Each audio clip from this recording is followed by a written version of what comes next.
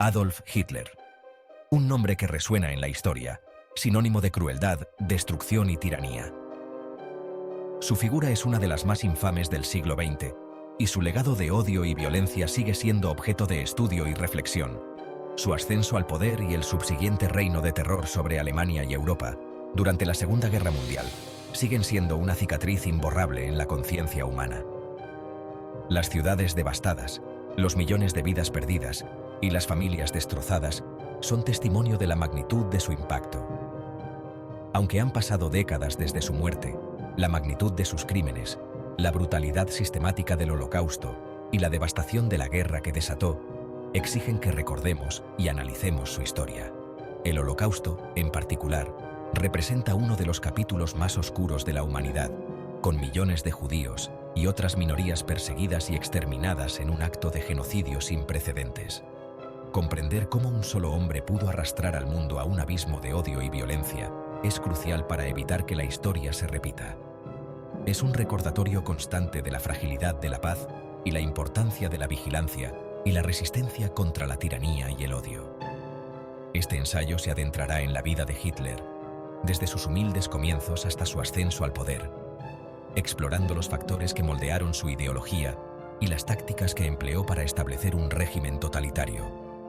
Desde su juventud en Austria, donde comenzó a desarrollar sus ideas extremistas, hasta su llegada a la cúspide del poder en Alemania, cada etapa de su vida ofrece pistas sobre cómo se convirtió en el dictador que conocemos hoy.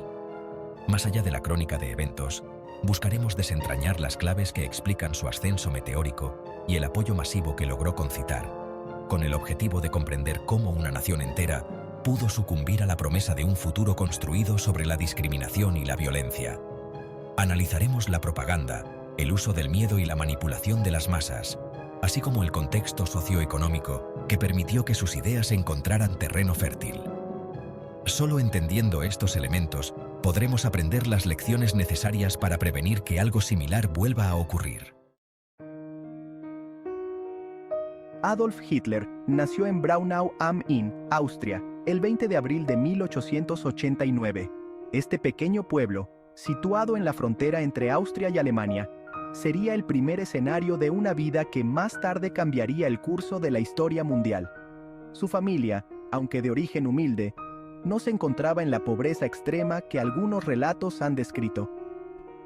Vivían en una casa modesta, pero con las necesidades básicas cubiertas, lo que les permitía llevar una vida relativamente estable. Su padre, Alois, era funcionario de aduanas, un trabajo que le otorgaba cierto estatus y estabilidad económica. Su madre, Clara, se dedicaba al hogar, cuidando de los hijos y manteniendo la casa en orden. La familia Hitler, aunque no rica, tenía una posición respetable en la comunidad. La infancia de Hitler estuvo marcada por la rigidez y el autoritarismo de su padre, quien, según algunos historiadores, lo sometía a frecuentes maltratos físicos. Alois Hitler era conocido por su temperamento severo y su estricta disciplina, lo que generaba un ambiente tenso y opresivo en el hogar. Este ambiente familiar opresivo, sumado a la temprana muerte de varios de sus hermanos, contribuyó a forjar en el joven Adolf un carácter retraído e introvertido. La pérdida de sus hermanos y el constante temor a su padre dejaron una huella profunda en su personalidad, moldeando su visión del mundo y de sí mismo. En la escuela, Hitler no destacó por su brillantez académica. Aunque tenía una inteligencia notable, su rendimiento escolar era irregular y a menudo se mostraba desinteresado en las materias que no captaban su atención. De hecho, abandonó sus estudios secundarios sin obtener el título, mostrando mayor interés por la historia, el dibujo y la música.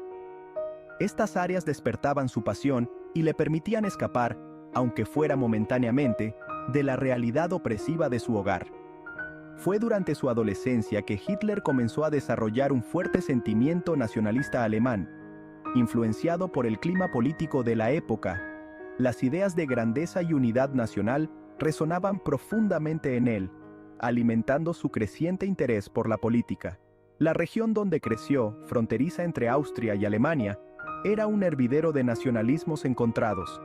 Las tensiones entre diferentes grupos étnicos y nacionales eran palpables, y estas influencias se filtraron en la mente del joven Hitler, moldeando sus primeras ideas políticas. Estas ideas nacionalistas, aún difusas, se fueron arraigando en la mente del joven Hitler, sentando las bases de lo que años más tarde se convertiría en la ideología central del nazismo. La combinación de su entorno familiar, su educación y el contexto político de su juventud fueron factores determinantes en la formación de su carácter y sus creencias. En 1907, tras la muerte de su madre, Hitler se trasladó a Viena con la esperanza de ingresar en la prestigiosa Academia de Bellas Artes.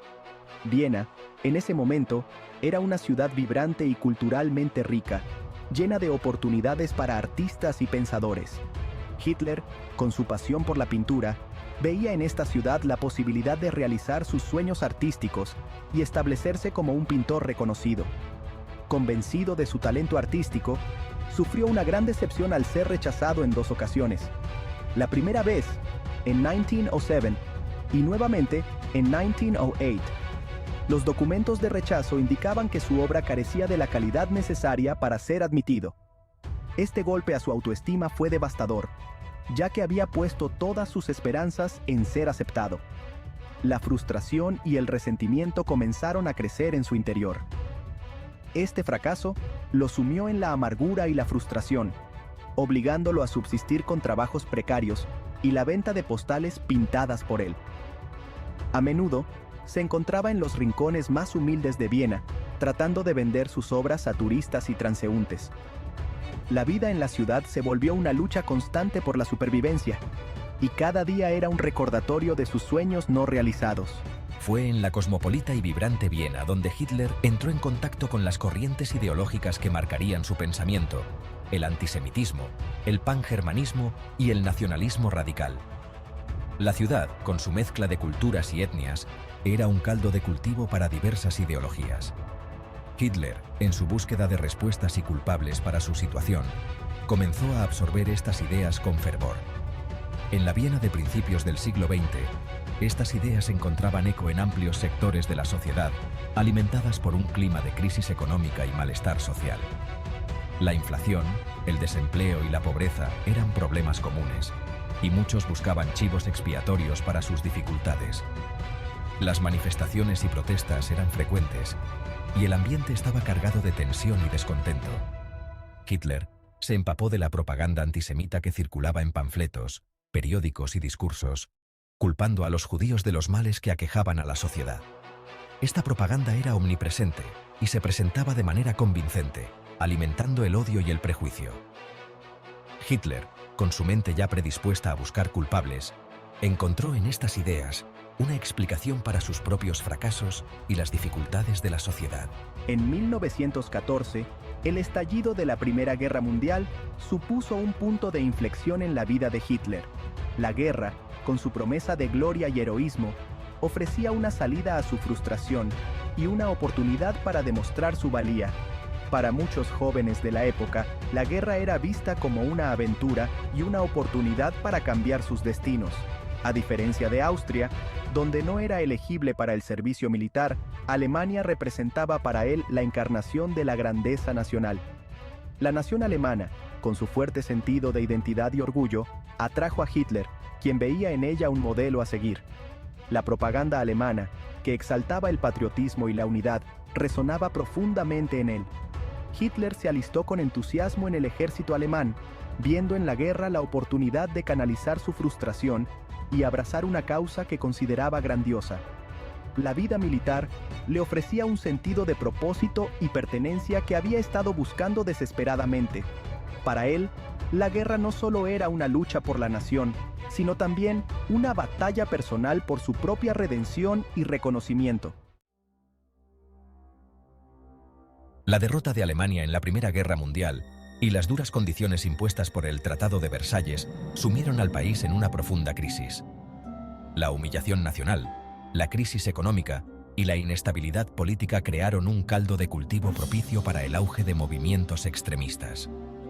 Fue en este contexto de caos y desesperanza que Hitler encontró su plataforma, el Partido Obrero Alemán, un pequeño grupo ultranacionalista que culpaba a los judíos y comunistas de la derrota alemana. Hitler se unió al DAP en 1919, atraído por su ideología radical y su virulento antisemitismo. Pronto, su talento innato para la oratoria, su carisma magnético y su habilidad para conectar con las emociones del público lo catapultaron al liderazgo del partido. En 1920, el DAP cambió su nombre a Partido Nacional Socialista Obrero Alemán, más conocido como Partido Nazi. Bajo el liderazgo de Hitler, el partido experimentó un crecimiento exponencial, atrayendo a miles de descontentos, excombatientes y desempleados seducidos por la promesa de restaurar la grandeza de Alemania.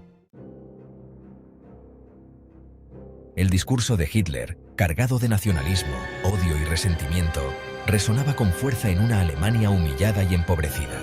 Prometía devolver a Alemania su grandeza perdida, reconstruir el ejército, acabar con el desempleo y barrer con los enemigos internos que, según él, habían apuñalado por la espalda a la nación, judíos, comunistas y liberales. Hitler era un maestro de la propaganda. Comprendía el poder de la imagen, los símbolos y las emociones para movilizar a las masas. Las concentraciones nazis, cuidadosamente orquestadas, se convertían en espectáculos grandiosos que exaltaban el nacionalismo y la figura del Führer.